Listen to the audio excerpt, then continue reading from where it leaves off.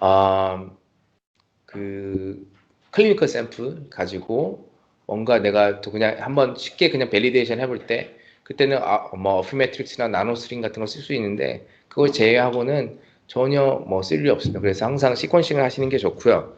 자, 그러면 이제 TCGA가 어떤 일들을 했는지 다 아시겠지만 제가 간단히 말씀드릴게요. TCGA는 이런 것들을 많이 해요. 그래서 시퀀싱 데이터를 가지고 이게 y-axis는 그러니까 x-axis 여기에 컬럼 하나하나가 환자를 뜻하고요. 이제 low는 유전자를 의미를 하는 거예요. 그래서 예를 들면 클리어셀, 르나셀 카시노마에서는 자기네들이 뭐 이러한 VHL이 가장 프리퀀트한 뮤테이션이었고 뭐 이런 코어 뮤테이션이나 뭐 익스클루시브 뮤테이션 패턴이 존재를 했고 오버롤하게 뭐 이런 스트럭처 베리에이션이 존재를 했고 뭐 자기네가 몰리큘러 서브 타입을 뭐 난 네거티브 매트릭 팩토라이제이션을 가지고 해봤더니 4개의 몰리큘러 서브 타입이 있었는데 뭐 서바이벌이 이렇게 갈렸고 그리고 뭐 그 그룹 간에 이런 이제 패스웨이들이 뭐 이렇게 있어가지고 앰플리케이션이 몇 프로고 막 이런 게 있어요. 여기서 뭘 알 수 있을까요? 알 수 있는 건 없습니다. 임상적으로는 사실 굉장히 리미티한 그런 이제 그 정보들이에요. 왜냐면 임상을 하시는 분들은 아실 거예요. 혹시 여기 임상의가 있으면 설령 우리가 이렇게 몰리큘러 서브 타이핑을 해가지고 이게 좋은 프로그노시스 그룹이다, 나쁜 프로그노시스 그룹이다 하더라도 스탠다드 케어는요, 스테이징 갖고 하는 거예요. 스테이지 1기면 수술하든지 수술 안 하고 그냥 보든지 프로스트 캔서 같은 경우나 뭐 이런 거는 2, 3기는 수술하고 항암하든지 안 하든지 4기는 다른 것들을 하는 거죠. 그렇죠? 그래서 사실 이게 처음에 나오기 시작했을 때는 어느 정도 어텐션을 받았지만 나중에는 궁극적으로 굉장히 이게 어떻게 보면 그 마피아적인 그들만의 리그가 됐어요. 왜냐면 이거 하면 그냥 네이처 사이언스 계속 나오거든요. 그래서 참고로 제가 일했던 그 제넨텍에 있던 그룹장들이 이거 리뷰하고 리젝을 되게 많이 줬어요. TCGA 페이퍼들. 근데 결국에는 다 퍼블리시가 됩니다. 예를 들면 이런 거 그린 거 있죠. 패스웨이. 어떻게 이렇게 그렸을까요? 저도 너무 궁금했어요. 2011년도에. 그래서 제가 크리스 샌더라고 MSKC에 있는 사람한테 물어봤어요. 그 사람이 그룹 리더거든요. 매뉴얼리 그렸대요. 그래서 제가 얼마나 허망했는지 몰랐는데 그때 그걸 알고 나서 이거 그냥 핸드픽 하는 거예요. 그냥 자기가 아는 바이올로지 그 패스웨이 넣어가지고 이거 하는 겁니다. 그래서 똑같아요. 뭐 아까 말씀드렸듯이 뭐 브레인 캔서, 런 캔서, 스퀘머스 셀 카시노마 쫙 했어요. 또 예를 들면 게스트 캔서에서도 게스트 캔서는 아시겠지만 그 몰리큘러 그 데이터 자체가 코케이션에서 굉장히 없어요. 그래서 TCG의 또 가장 큰 한계가 뭐냐면 이 클리니컬 어노테이션을 보면요. 이 게스트 캔서 샘플은 이스턴 유럽이에요. 그래서 이건 미국 데이터가 아닙니다. 사실 이스턴 유럽의 데이터예요. 어쨌든 그 여기서 이제 뭐 서브 타이핑을 했죠. 뭐 EBV 바이러스가 있으니까 EBV가 있고 MSI 마이크로사이클러트 인스테빌리티 GS 뭐 그리고 그 뭐 카피 넘버 뭐 인스테빌리티 이렇게 했어요. 그리고 지금 여기 정재호 교수님이 여기에 그 참여를 하셨어요. 그래서 같이 논문을 썼었는데 가장 큰 리미테이션은 다시 말씀드리자면 그럼 인정적으로 무슨 가치가 있느냐 이게 퀘스천이었어요. 그래서 사람들이 이제 의문을 했어요. 그래서 사실 2년 전까지만 해도 과연 우리 TCGA가 우리 임상을 바꾸는데 공헌한 게 무엇이 있느냐 예를 들면 새로운 약물을 개발한 게 있느냐 이걸 대상으로 2년 전까지만 해도 제가 자신 있게 놓으라고 했는데 안타깝게 하나가 생겼습니다. 그게 이제 록서에서 나온 이제 TRK 이니비터인데요. 얘네들이 이야기를 했어요. 자기네가 이거를 타겟으로 했을 때 TRK 퓨전이 있는 것들을 TCG에서 봤대요. 그랬더니 약 한 5%에서 7% 정도 됐거든요. 근데 이 회사가 이번에 그 일라이 릴리인가에 머지됐어요. 8 빌리언 그저께 나왔습니다. 그래서 이제 정말로 어느 정도는 이제 임상적으로 유용한 이런 것들이 생기기 시작했어요. 근데 한계는 항상 있습니다. 그 TCGA 데이터를 보잖아요. 가장 큰 문제는 뭐냐면 이제 트리트먼트 아웃컴이 있어요. 그래서 TCG의 샘플은 크라이테리가 트리트먼트 나이브한 샘플만 받아요. 그 환자가 항암을 했을 경우에는 그 샘플은 TCG에서 포함을 하지 않습니다. 그러고 나서 이제 follow-up 하는데 재밌는 게 약 한 지금 7,000명 정도, 6,000명, 7,000명 정도의 그 환자들이 TCG에 포함이 돼 있는데 클리니컬 아웃컴, 트리트먼트 아웃컴, 특히 이제 그 드럭 이제 아웃컴이 있는 환자들이 약 1,000명 정도 돼요. 근데 이 1000명의 환자의 드러그의 인포메이션을 보면요. 굉장히 비현실적이에요. 예를 들면 대부분의 환자가 약물을 하나만 받았어요. 근데 사실 약물을 하나가 받는 게 스탠다드 케어가 아니거든요.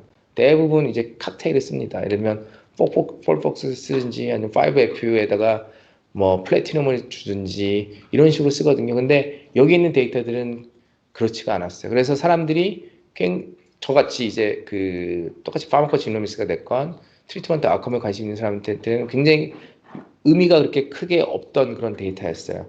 그래서 TCGA가 새로 계획을 발표한 게 약 6천 케이스를 뽑아가지고요.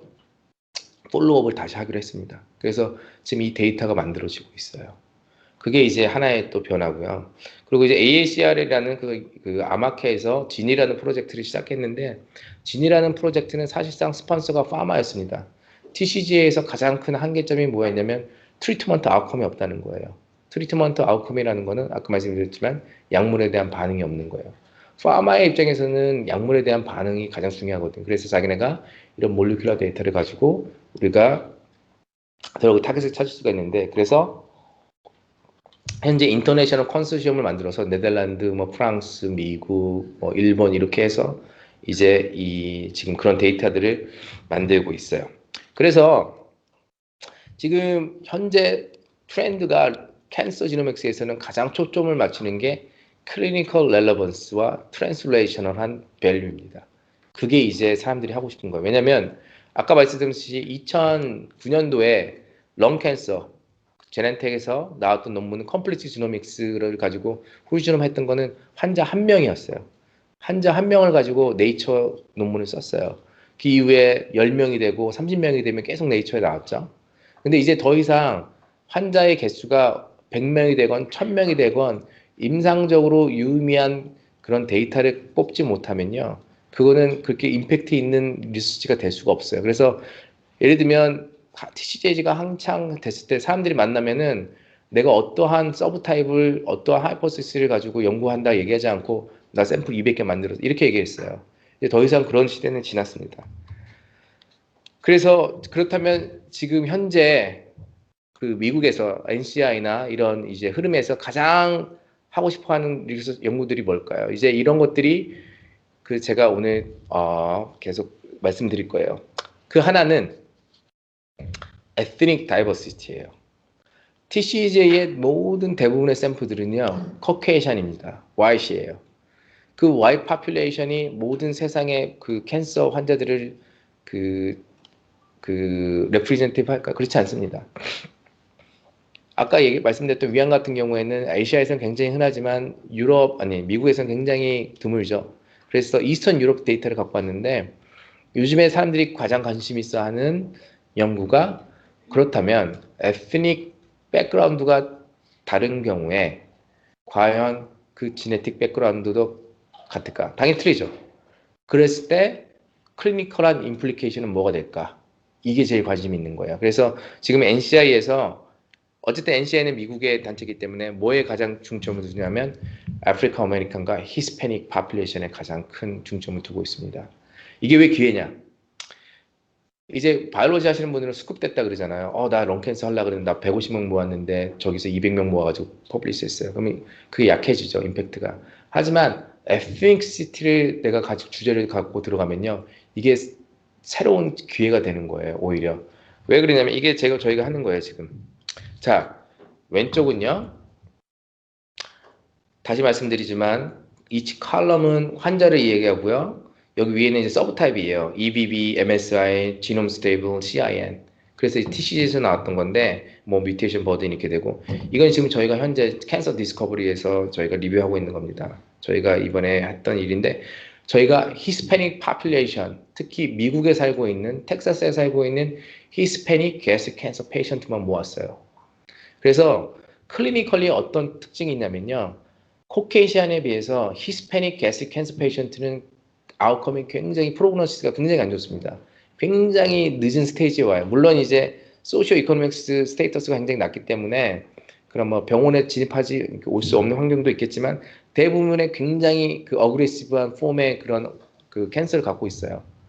그래서 저희가 궁금했던 게 그거였어요. 그렇다면 이 환자들을 몰리큘러 프로파일링 했을 때 우리가 그 TCG에서 정의했던 그 수준의 그런 패턴을 갖고 있을까 봤더니 아웃컴이 틀리다는 걸 알고 있었잖아요. 저희 환자의 대부분은 지놈 스테이블한 환자였어요. 보시면 알겠지만 지놈 스테이블은 사실 MS야 지놈 스테이블이 거의 비슷한 포션이었는데 CIN이 제일 많고 히스패닉에서는 대부분의 파퓰레이션이 지놈 스테이블이었고요. 그리고 또 재밌었던 거는 CDH1 점라인 뮤테이션을 모든 GSA 환자들만 갖고 있었어요. 하지만 TCG의 GS 페이션트를 보면요. CDH1 점라인 뮤테이션이 없어요. 다시 말하면 히스패닉 에스닉 백그라운드에서 CDH1이 프리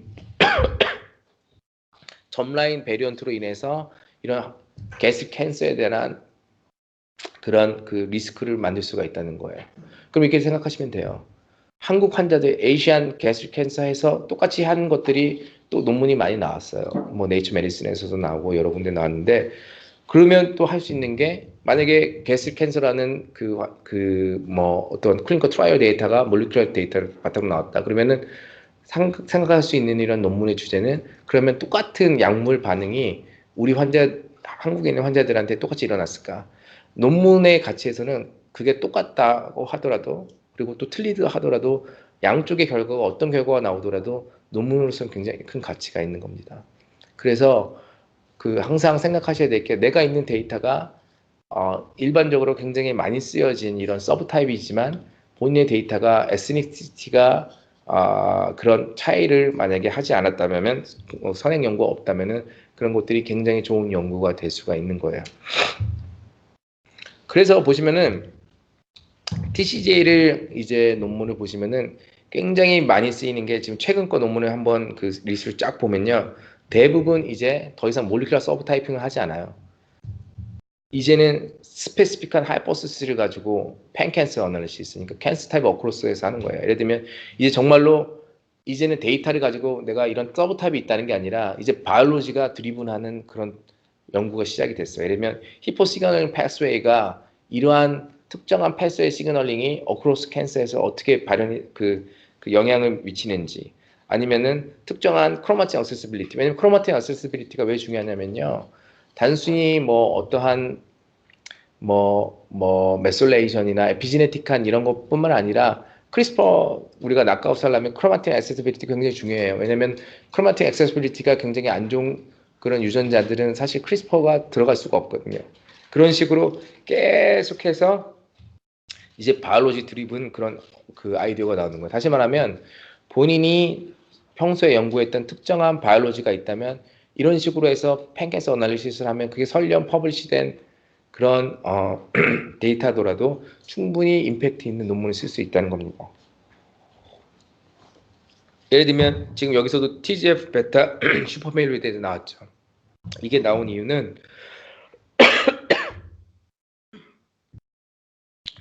이뮤노지노믹스 때문에 그래요. 그 T셀 익스클루전이나 T셀 다이스펑션을 정의하기 위해서 TGF 베타가 이뮨을 이제 잠시만요.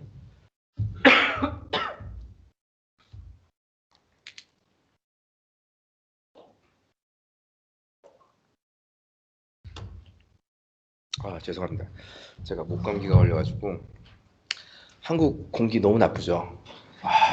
이제 논문 주제를 COPD로 바꿔야 될 때가 됐어요. 진짜 농담 아니라 정말 COPD 한번 생각해 보세요. 제가 보기에는 캔서보다 더 흥미있는 주제입니다. 이제 그래서 설령 TCGA가 그 이뮤노세라피에 관한 그런 아웃컴 데이터가 없다 하더라도 이걸 가지고 이제 그 하이퍼시스의 그 그라운드 워크를 쌓아 나가고 있는 거예요. 그래서 이런 식으로 생각을 하시는 게 굉장히 또 중요하고요. 자, 제가 생각하는 이게 제일 중요해요. 점라인. 이게 바로 며칠 전에 나왔어요. 점라인의 폴리모피즘이 이뮨셀의 인필트레이션에 QTL에 영향을 준다는 게 이제 PNAS에서 나왔는데 굉장히 중요하죠.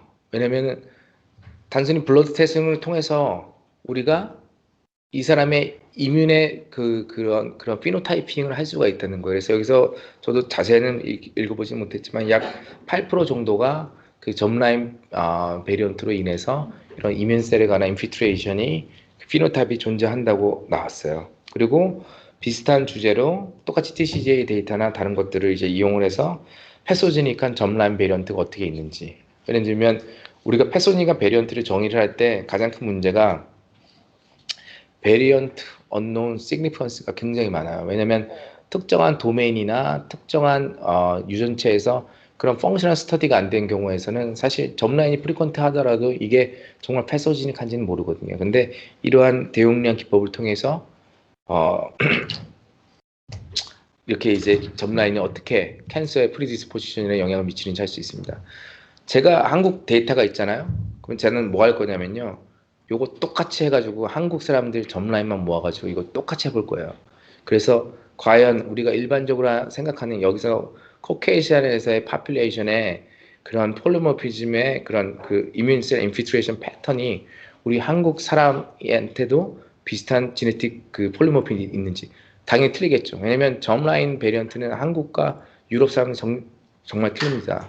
그래서 이거 한국형 데이터베이스 있으신 분들 빨리 쓰세요. 이거 PNS보다 훨씬 좋은데 나갈 수 있습니다. 그게 본인들이 항상 생각을 하셔야 되는 거예요. 그래서 내가 데이터가 없고 내가 자원이 없을 때 뭘 해야 될지는 이런 식으로 계속 격가지를 생각을 하시면 되는 거예요. 그래서 그런 쪽으로도 많은 연구가 돼야 되고 똑같아요. 항암제에 대한 반응에서도요. 특히 이뮤노세라피에 대한 반응에서도 점란이 영향을 준다면은 외국에 있는 외국인 코케이시안의 그런 점라인에 대한 베리언트가 우리나라에 있는 우리 환자들의 베리언트랑은 완전히 틀리고 거기서 또 그 이뮤노테라피의 아웃컴이 틀려질 수도 있는 거예요. 그리고 우리가 지금 클리니컬 리포트를 만들잖아요. 암 이제 보험 수가가 적용이 돼서 그거 할 때는 저희는 항상 소마틱 베리에이션만 보는 거예요. 그렇죠? 근데 이제는 점라인이 더 중요해질 수도 있어요. 점라인 이거 너무 쉽잖아요. 대부분의 병원에서는 블러드 뱅킹이 다 있습니다. 그리고 점라인은 30X만 하면 돼요. 그쵸? 그러면은 시퀀싱 코스트는 150불이면 해요. 그래서 1000명 딱 해가지고 이거 똑같이 패턴 나오는지만 알 수 있으면은 충분히 할 수 있습니다. 이런 것들이 항상 논문을 보면서 너무 이 사람들은 대단하다. 내가 이 사람들한테 했던 거를 똑같이 이런 적이 없으니까 못하겠다 이렇게 생각할 게 아니라 나만이 할 수 있는 거를 항상 격가지를 다른 쪽으로 생각을 해보시는 게 굉장히 중요합니다. 질문 있으신 분? 아까 히스패닉 연구를 하셨다고 그랬는데 그거 하실 때그 에스닉 다이버시티를 고려를 하려고 그러면 맵핑할 때도 레퍼런스 지놈이 중요할 것 같은데 어떻게 좋으신 말씀이고요. 배운 거 너무 빨리 써먹으셨습니다. 사실 히스패닉 레퍼런스 지놈은 저희가 따로 만들 수가 없기 때문에 그렇게 하진 않았고요. 그 대신 아까 제가 말씀드린 것처럼 저희가 그 베리언트를 눈으로 하나씩 다 확인을 했어요. 얼라이먼트를 한 후에 IGB를 통해서 이게 정말 그 라이클리 패소제닉인지 그리고 뭐 이런 컴퓨테이션 툴을 통해서 패소제닉한 베리언트도 많이 이벨루이션을 하고요. 그렇게 해서 했습니다.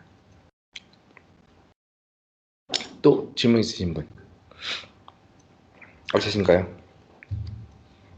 자, 그리고 이제는 캔서 리서치가 아까 말씀드렸듯이 임상에 내가 어떻게 적용할 수 있는지가 가장 중요해요. 그래서 다 아시겠지만 MSKCC 임팩트라는 거는요.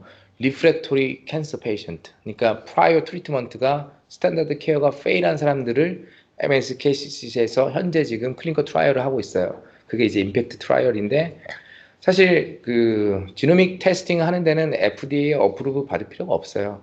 그건 상관없습니다. 하지만 파운데이션 메디슨이나 어쨌든 이런 것들이 하고 있고 MSKCC와 파운데이션 메디슨의 가장 큰 차이점은요. 파운데이션 메디슨은 노모를 갖고 오지 않아요. 오직 튜머로서 튜머만 가지고 라이클리 소마틱을 찾아내는 거고요. MSKCC 임팩트는 노마를 반드시 갖고 있어야 돼요. 왜 그럼 이 친구들은 노마를 했을까요? 점라인 베리언트 하고 싶어서 그런 거. 파머코지노믹스 때문에. 그것 때문에 그걸 하는 겁니다. 그래서 파운데이션 메디슨은 이번에 그 제약회사 로슈에 2빌리언에 팔렸어요. 근데 이 2빌리언에 팔렸던 이유가 파운데이션 메디슨의 가치가 있는 게 아니라 로슈라는 회사가 플랫아이온이라는 회사를 샀었어요. 플랫아이온 뭔지 아세요? 플랫아이온이라는 회사는 뭐냐면요. 그 커뮤니티 온콜로지 EHR 시스템이에요. 일렉트릭 헬스 레코드 시스템. 그래서 커뮤니티 하스피탈이나 이런 데에서 일렉트리컬 온콜리지에 관한 트리트먼트의 정보를 다 플랫아이온이라는 회사가 갖고 있어요. 그래서 플랫아이온을 먼저 사고 그 다음에 파운데이션 메디슨을 사서 환자의 지네틱 정보랑 클리니컬 아웃컴이랑 매치를 시킨 거예요. 그게 파운데이션 메디슨을 산 이유입니다.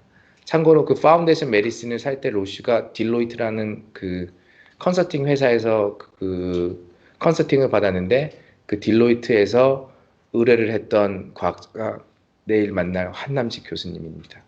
그분이 디시전에 도움을 줬어요. 주식 사는 걸 후회됩니다. 참. 어쨌든 그래서 아까 얘기했죠. 세 가지가 있습니다. 지금 현재 가장 캔서 리서치에서 가장 이제 흥미있는 부분이 ethnic difference. 그러니까 한국인으로서 할 수 있는 역량이 있는 거예요. ethnic difference. 두 번째는 ethnic difference in 점라인이에요. 그렇죠. 그리고 클리니컬 시퀀싱도 할 수 있어요. 왜냐면 지금 현재 세브란스에서도 그렇고 모든 병원이 지금 그 패널 시퀀싱을 하거든요. 근데 결국에는 제일 중요한 거는 후에 아웃컴을 받아서 그 아웃컴을 가지고 우리가 어떤 가치를 만들어내야 되는 거. 새로운 드러그 타겟이나 아니면 드러그 리포지션을 할 수 있는 거. 근데 지금 또 가장 또 많이 핫하게 하는 게 바로 이뮤노지노믹스입니다. 이뮤노테라피 자체는 지금 굉장히 이제 핫하죠. 노벨상도 받았고. 근데 한계가 있어요. 어떤 한계가 있냐면 실험을 디자인하는데 한계가 있습니다. 예를 들어서 미국에서는 임상에서 현재 스탠다드 케어로 암이 진단받았을 때 이뮤노테라피를 받을 수 있는 사람 그 스테이터스는 두 가지밖에 없어요. 렁캔서에서 스테이지 3&4랑요. 멜라노마에서 스테이지 3&4예요. 그걸 제외하고는 대부분 프라이어 트리트먼트가 페일한 경우에 이뮤노테라피를 받을 수가 있거든요. 근데 이게 그러면 왜 어렵냐면 이미 트리트먼트가 실패한 경우에는 제가 바이옵시를 하기 위해서는 사실 새로운 레귤레이션이나 새로운 오퍼레이션이 필요해요. 근데 미국에서는 보험회사에서 그걸 수가를 내주지 않아요. 예를 들면 제가 이뮤노테라피 하는 환자 한 명의 니드 바이옵시를 하려고 저희 우리 클리블랜드 클리닉에서 비용을 알아봤더니 1만 불이에요. 그 방을 빌리고 그 프로시저를 하는데 저희가 클리블랜드 클리닉 인플로이지만 저희가 10,000불을 내야 돼요. 클리닉에다가. 사실 그래서 피지업을 하지가 않죠. 그래서 사실 이뮤노테라피를 받은 사람들의 지노믹 프로파일을 다 모으는 게 사실상 불가능해요. 그렇잖아요. 왜냐면 아까 말씀드렸듯이 전이가 된 암이 있거나 굉장히 프라이어 트리트먼트가 페일한 사람들이 있기 때문에 그 사람들은 사실 몸의 그 상태 굉장히 안 좋아요. 근데 클리니컬 베네핏이 오비어스 하지 않은 상황에서 니드 바이옵시나 이제 그 서지컬 바이옵시를 해서 몰리큘러 데이터를 만든다는 게 이뮤노테라피를 위해서 그게 어불성설인 거예요. 그래서 그걸 감안하기 위해서 극복하기 위해서 한 게 사실 싱글셀입니다. 그래서 블러드를 통해서 이뮨 컴포지션을 보는 건데 여기서 이제 논문이 재밌는 게 제가 왜 이거를 좀 시간을 두고 설명을 하려고 하냐면 셰롤 루라는 교수가 컴퓨테이셔널 바이올로지 하시는 분들 많이 알 텐데 칩식 하던 사람이에요. 근데 이 사람이 2014년에 이건 본인이 직접 얘기를 한 거예요. ACR 미팅에 처음으로 왔어요. 자기는 캔서를 하지 않았어요. 이 사람은 에피지노믹스 하던 사람이었거든요.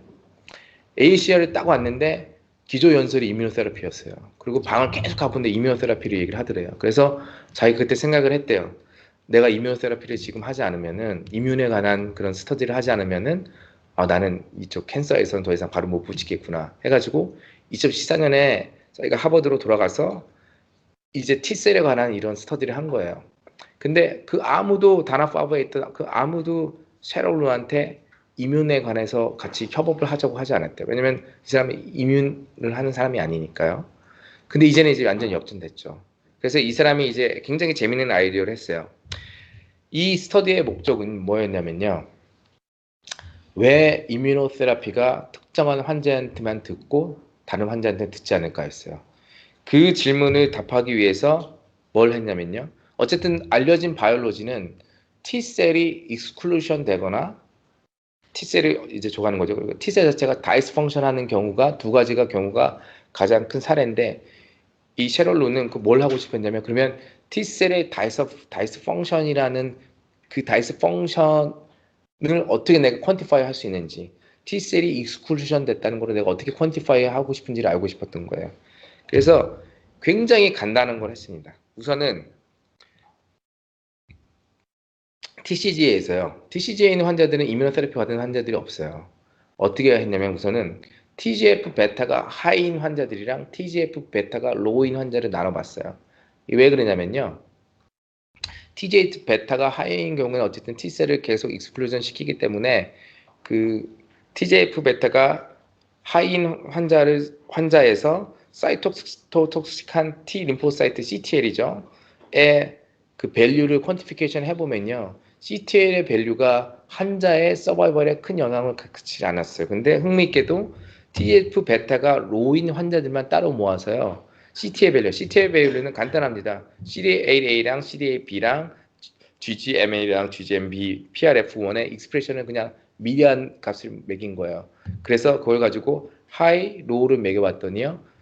TGF 베타가 낮게 발현됐을 때 하이 CTL 미리암 이 값들을 갖고 있는 환자들은 오래 살았고 그 적게 갖고 있는 사람들은 로우 CTL인 사람은 빨리 죽었어요. 그래서 여기서 어떤 생각을 했냐면 그렇다면 CTL이 뭔가의 환자의 서바이벌에 설령 이뮤노테라피를 받지 않은 환자들에도 환자의 서바이벌에 어느 정도 영향을 미칠 거라고 생각을 한 거예요. 그래서 이 사람이 우리가 아까 그 봤던 그런 리그레션 모델처럼 콕스 모델을 만들었어요. A 그냥 코이피션트고 CTL A 곱하기 CTL 더하기 B 곱하기 V는 이제 진이에요. 그리고 D는 다시 코이피션트고 그리고 CTL과 V가 유전자가 특정한 유전자와 CTL 이런 그 T 림포사이트의 그 익스프레션 밸류가 그 인터랙션을 하는지를 알고 싶어서 이 텀을 만든 거예요. 그 C는 이제 상수고요. 그래서 여기에 어셈션은 뭐냐면요. 특정한 유전자가 CTL과 인터랙션을 함으로써 서바이벌에 영향을 미칠 것이라는 게 그 어셈션이었어요. 그래서 D 값이 그 양수라는 거는 하이 CTL을 의미하는 거고 음수라는 거는 하자로 레이쇼 CTL에서 이제 로우를 의미하는 거예요. 그래서 이러한 이미 상관관계를 알고 있었기 때문에 이 V 코에피션트를 D와 V는 아까 얘기했던 벡터 진들이 쫙 있는 거고 D는 이제 그 코에피션트가 붙는 거예요. 이걸 가지고 CTL과 인터랙션 하는 유전자들을 모아봤어요. 우리가 아까 리그레션 하듯이 그 코에피션트를요. 그랬더니 흥미있게도 TGF가 이제 G스코어가 이제 왜냐면 이게 하나의 환자부터 어크로스 올드 샘플이었으니까 에버리지에서 베리에이션을 해봐서 G스코어 트랜스포메이션 했더니 파리티브한 값은 결국에는 이 CT 그러니까 그 서바이벌과의 상관관계가 시그니피컨트가 있었어요. 예를 들면 TGF 베타 1이나 PDL1 1이나 이제 이 유전자가 그 T셀의 다이스 펑션과 파리티브하게 코릴레이션이 있다는 것을 알아냈어요. 그래서 이게 자기의 그라운드 웍이 된 거예요. 그러면은 그 다음에는 뭘 해야 될 거예요? 이제는 이제 실험을 해야 되는 거예요. 실험을 해야 된다는 건 뭘 해야 되냐면은 이뮤노세라피를 받는 환자의 그 T셀이 아니죠. 그러니까 T셀에 관련된 이 유전자들의 그 익스프레션을 나노스트링을 이용해서 프로파일링을 한 거예요. 그래서 이걸 자기가 어떤 특정한 스코어 펑션이라고 tide라는 펑션이라고 얘기를 해서 tide가 높으면은 그 이퀘이션의 값이 높으면은 T셀을 다이스 펑션 하게 하는 이런 메커니즘이 많이 발현이 됐다라고 얘기를 한 거예요. 그래서 이제 그 환자들을 봤더니 그거를 이제 자기가 그거를 이제 입증을 했고 그 다음에 두 번째 메커니즘 T셀의 익스클루전은 어떻게 매저를 했냐면요. 이것도 굉장히 간단해요. 컴퓨테이션 하는 사람이지만 수학은 여기서는 거의 없습니다. 뭘 했냐면 T셀의 익스클루전 할 수 있는 거는 알려졌던 거는 약 세 가지의 이제 저게 있겠죠. 뭐가 있냐면 캔서 오소시에이트 파이브블라스트가 있고 MDSC가 있고 튜머 오소시에이트 마크로페이지가 있잖아요. 그럼 여기에 알려진 유전자들이 대표 유전자들이 있어요. 그걸 가지고 다시 자기가 에버리지를 해본 거예요. 그러고 나서 환자의 한 환자의 CTL 값과 그 환자의 마크로페이지 MDSC 그다음에 이제 캔서 오소시에이티드 파이브로블라스트를 쭉 코릴레이션을 매겨 본 거예요. 그랬더니 CTL 값과 T셀 익스클루전을 레퍼런스 센터가 생각하는 MZC나 TEMS나 CAF에서 네거티브한 콜릴레이션이 나온 거예요. 다시 말하면은 이런 MZC나 이런 이제 TEMS나 CAF가 많이 발현이 되는 경우에서는 CTL이 이제 오히려 그 코릴레이션을 갖고 있다라고 이제 자기가 이제 저걸 찾은 거죠. 그래서 이 두 가지를 가지고 자기가 이제 아까 다시 말씀드렸듯이 타이드라는 걸 만들었어요. T셀의 익스클로전과 T셀의 다이스 펑션을 그 스코어를 자기가 환자마다 매겨봤더니 타이드의 스코어가 적었던 환자들은 다시 말하면 그 CTL이 대부분 낮았고요. 그리고 대부분 리스판드였어요. 다시 말하면 이 타이드란 스코어는 다시 말씀드리지만 T셀을 익스클루전하거나 T셀을 다이스펑션하는 스코어예요. 그래서 타이드의 스코어가 높을수록 T셀을 익스클루전 시키거나 T셀을 다이스펑션하게 하는 거예요. 그래서 이뮤노테라피를 받은 멜라노마 환자의 프로파일링을 봤더니 타이드 스코어가 낮은 환자들이 대부분이 리스판도 그룹이었던 거예요. 그래서 이 스코어로 PD-L1이나 뮤테이션 버든 같은 다른 알려진 인자와 비교해 봤더니 타이드가 월등히 그 리스판더와 난 리스판더 그룹을 가릴 수가 있었다라고 한 겁니다.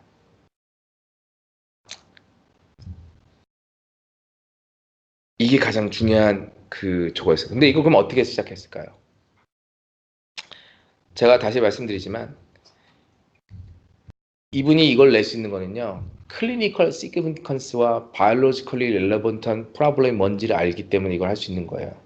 다시 말씀드리지만 정말 하나의 이퀘이션을 한 거예요. 그리고 나머지는 다 코릴레이션이었습니다. 이 하자드, 폭스 하자드 이것도 자기가 만든 것도 아니에요. 단순히 CTL을 여기다 넣고 그 이제 진 벡터를 넣었다는 게 하나입니다. 하지만 이 사람이 이걸 할 수 있었던 거는 이 바이올로지 이해를 하고 있었다는 거예요. 그래서 거기에 맞는 가장 심플하지만 가장 적절한 메소드를 넣어서 이걸 가지고 마커를 만들었다는 거죠. 그래서 제가 한 가지 또 말씀드리고 싶은 게 있어요. 자, 이뮤노테라피가 굉장히 지금 중요한 지표입니다. 그렇죠? 그래서 사람들이 생각하기에 이뮤노테라피의 가장 좋은 프레디터가 뭐라고 생각을 하나요? PD-1, PD-L1 익스프레션은 이제 우리가 컴패니언 다이그노스틱으로서 무조건 체크를 해야 되죠.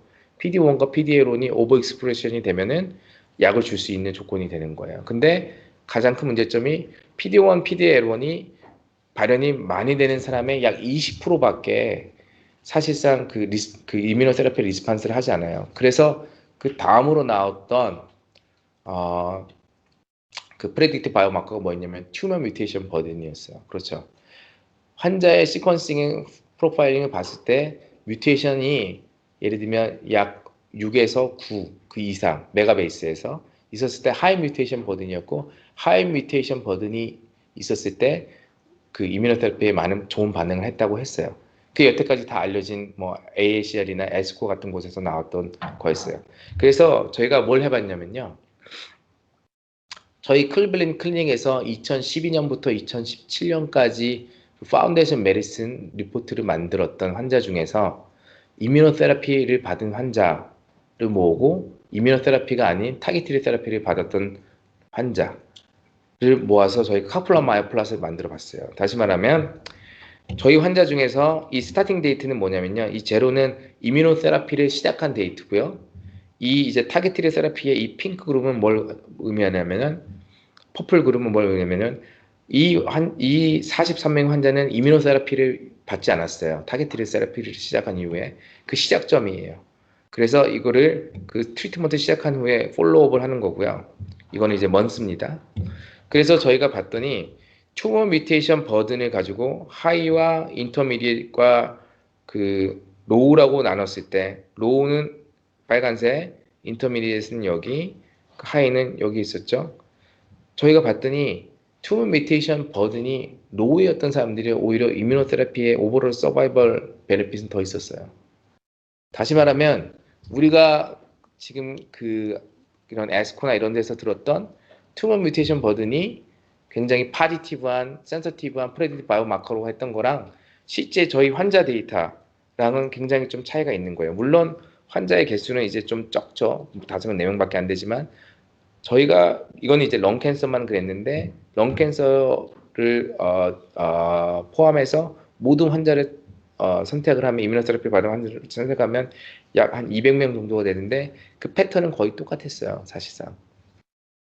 이게 다시 무슨 얘기를 하냐면 저희가 지금 여기 포함되지 않는 환자들까지 폴로업해서 해서 보면 그 패턴을 보면요, 한 가지 알았던 게 그 튜머 뮤테이션 버든이 좋은 프레딕터라고 나왔던 그 환자들의 데이터는요, 클리니컬 트라이얼 데이터였어요. 클리니컬 트라이얼을 이제 그 해보신 분들은 아시겠지만 클리니컬 트라이얼에서는 인클루전 크라이테리아와 익스클루전 크라이테리아 굉장히 스트릭합니다. 하지만 저희 환자들은요, 여기에 포함됐던 환자들은 거의 대부분 적게는 3번, 많게는 5번, 6번의 트리트먼트를 다 페일한 사람들이었어요. 그래서 맨 마지막에 이뮤노테라피를 받은 사람들이거든요. 그래서 저희가 싱글 센터의 데이터를 가지고 얘기했을 때는 오히려 이뮤노테라피가 기존의 타겟티드 테라피들보다도 그렇게 클리니컬리 큰 베네핏이 있다고 할 수는 없다. 특히 튜머 뮤테이션 버든의 그 인자를 이용해서.